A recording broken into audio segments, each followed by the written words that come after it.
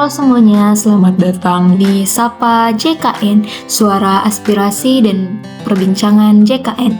Podcast ini merupakan sarana informasi jaminan pelayanan kesehatan yang dibawa naungan BPJS Kesehatan Watampone.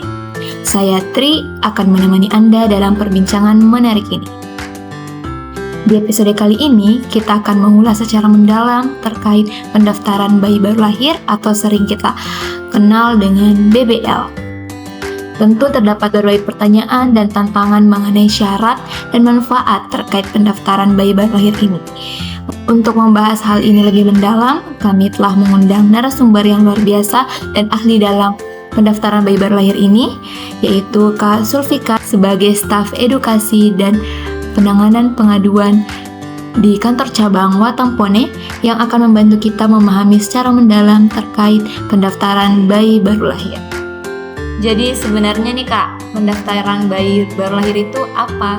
Nah, kalau kita lihat ke Menkes ya, jadi kan memang bayi baru lahir itu kita merujuk pada pengertian dari menurut Kemenkes.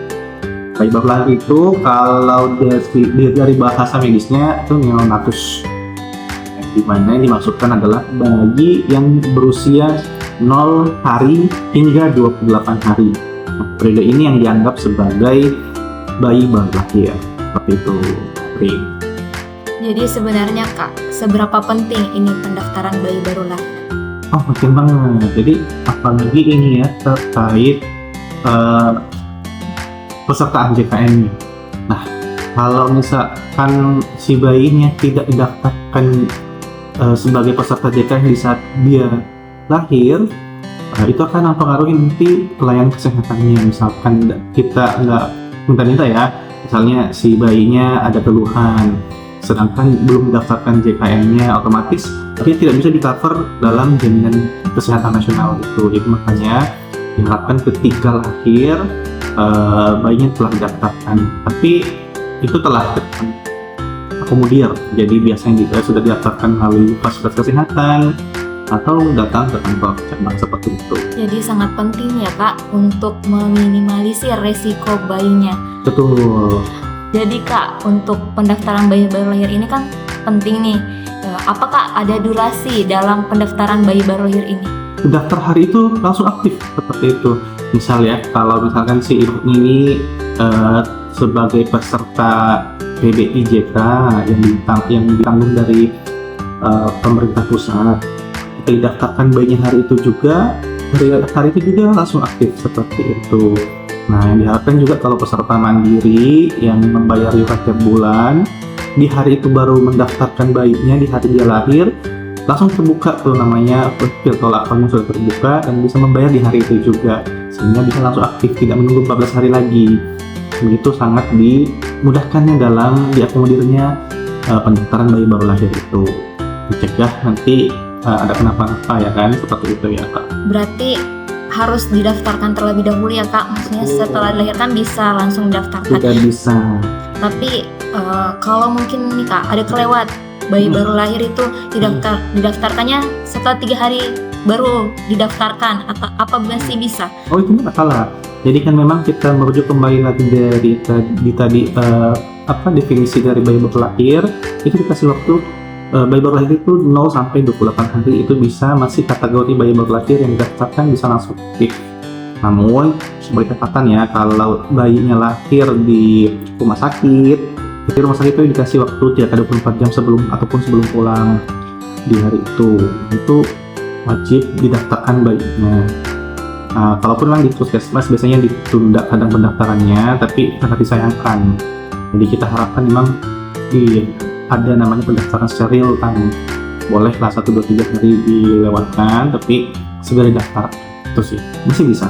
Terkait pendaftaran bayi baru lahir nih Kak, apa saja sebenarnya syarat dan dokumen yang dibutuhkan dalam pendaftaran bayi baru lahir ini? Sangat mudah sih kalau syarat dan persyaratannya.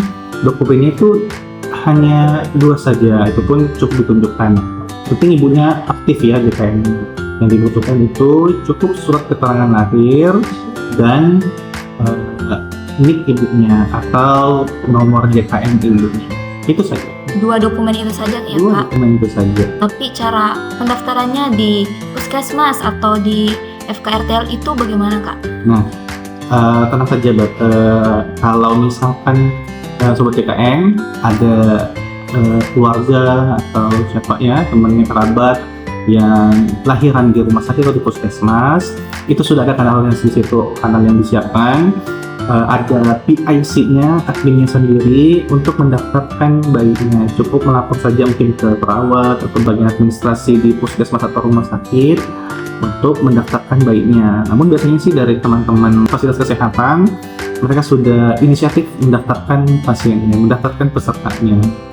Cukup karena berkasnya pun ada di rumah sakit juga, di puskesmas juga. Namun kalau ketika si pesertanya sudah pulang, belum sempat mendaftarkan bayinya, tetap dia kemudian di kantor kesehatan kabupaten yang terdekat. Cukup membawa dua berkas yang tadi. Seperti itu. Berarti wajib ya Kak mendaftarkan jadi peserta JKN untuk bayi baru lahirnya. Betul sekali, karena memang kepesertaan JKN itu punya wajib untuk seluruh masyarakat. Terkait segmen untuk bayi baru lahir nih Kak, apakah dia otomatis mengikut orang tua bayinya atau seperti apa Kak? Ya, jadi ada secara regulasi dia otomatis mengikuti orang tuanya. Misalkan dia ibunya penerima bantuan iuran, maka anaknya pun nanti ketika didaftarkan bayi baru lahirnya dan mengikuti jenis kepesertaan ibunya sebagai penerima bantuan iuran. Kalau ibunya sebagai peserta mandiri, maka anaknya pun ikut sebagai peserta mandiri. Kalau ibunya dari segmen anggaplah dari PNS atau pegawai swasta BUMN, selama sebagai masih tanggungan maksimal 3 orang anak, si bayi ikut menjadi tanggungan ibunya. Seperti itu ya Kak. Tapi kalau bayi baru lahir nih Kak, dia terdaftar jadi peserta mandiri karena mengikuti orang tuanya. Apakah terdapat waktu pembayaran iuran bagi bayi baru lahir ini? Menarik. Jadi kalau untuk khusus bayi, mereka tidak mendapatkan masa tunggu 14 hari. Perlakuan khusus untuk bayi, ketika ibunya aktif, bayi langsung terbuka virtual account-nya, langsung mendaftar hari itu juga bisa langsung dibayarkan dan langsung aktif. Itu diharapkan seperti itu.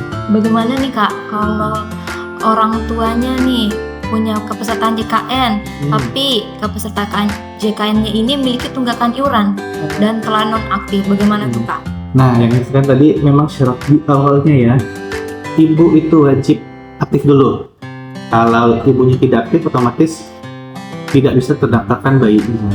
Kalau ada tunggakan, wajib hukumnya untuk membayarkan iurannya dulu, tunggakannya dulu, ditunggu sampai aktif ibunya, baru bisa dieksekusi, didaftarkan. Dasarnya memang harus aktif si ibu. Berarti ibunya dulu ya yang harusnya dulu aktif. Kalau kepesertaannya nih segmen PPU nih Kak, terus kan dia ditanggung nih, bisa menjadi tanggungan untuk orang tuanya. Bagaimana tuh Kak iurannya? Apakah diajukan ke perusahaan dulu untuk pendaftaran bayi baru lahir atau seperti apa? Kalau yang penerima upah PPU itu tetap mengikuti syarat tanggungan anak maksimal 3 dengan usia sampai 21 tahun jika tidak berkuliah, 25 tahun jika berkuliah. Kalau anaknya belum cukup 3 dan si bayi lahir anggaplah dia anak pertama 2 atau 3, itu otomatis langsung bisa ditanggung dalam tanggungan si ibunya walaupun dia ditanggung dari perusahaan. Beda cerita kalau dia anak keempat. Kalau dia anak keempat, untuk bulan pertama saat pendaftaran dia didaftarkan sebagai peserta mandiri dulu. Jadi setelah itu di bulan kedua baru si ibu atau keluarganya mengurus data dukcapilnya dulu, lalu ke perusahaan untuk ditanggung sebagai tanggungan anak keempat dengan tambahan 1% atau tetap mandiri, terserah dari ini. Tapi kami sarankan untuk bisa ikut 1% lebih murah dan lebih memudahkan. Berarti anak keempat bisa ya Kak Bisa. dalam tanggungan orang tuanya.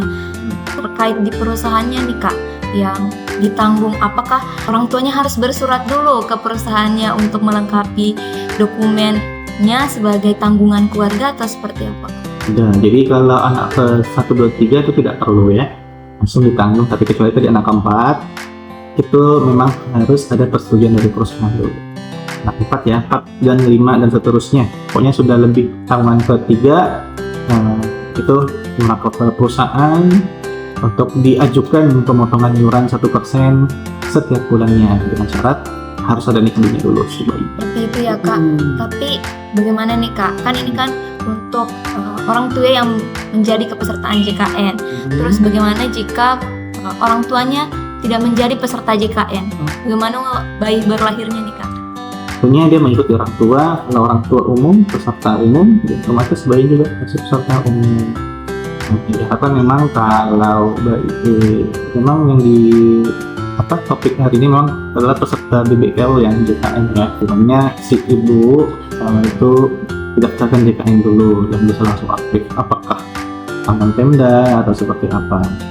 Nah, kalau sudah aktif ibunya, baru bisa daftar bayinya. Kalau belum aktif dan yang terdaftar sama sekali, otomatis kita nggak bisa berbuat apa-apa. Bayi tetap umum. Gitu.